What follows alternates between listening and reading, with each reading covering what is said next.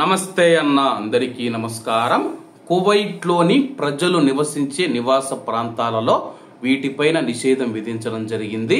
వివరాల్లోకి వెళితే కువైట్లోని నివాస ప్రాంతాలలో ప్రైవేటు ఇన్స్టిట్యూట్లు మరియు నర్సరీలు ఏవైతే ఉన్నాయో వాటి యొక్క ఉనికికి సంబంధించి మున్సిపాలిటీ తాత్కాలిక డైరెక్టర్ జనరల్ ఇన్జీ గారు మాట్లాడుతూ వాటికి నివాస ప్రాంతాలలో అనుమతి లేదని చెప్పి ఆయన ధృవీకరించారు.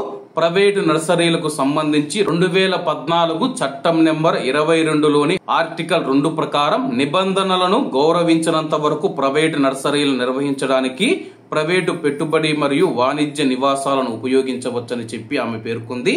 అలాగే ప్రస్తుతం మనం చూసుకుంటే కువైట్లోని ప్రజలు నివసించే ప్రాంతాలు ఏవైతే ఉన్నాయో అక్కడ నర్సరీలు కానీ ప్రైవేటు ఇన్స్టిట్యూట్లు కానీ ఏవి కూడా నిర్వహించకూడదని చెప్పేసి, అలా ఎవరైనా నిర్వహిస్తే కానీ అటువంటి వారిపైన చర్యలు తీసుకుంటామని చెప్పేసి ప్రైవేటు విద్యా సంస్థలు మరియు నర్సరీలు ఏవైతే ఉన్నాయో వాటి యొక్క ఉల్లంఘనలపైన కువైట్ మున్సిపాలిటీ కఠినంగా వ్యవహరిస్తూ ఉంది.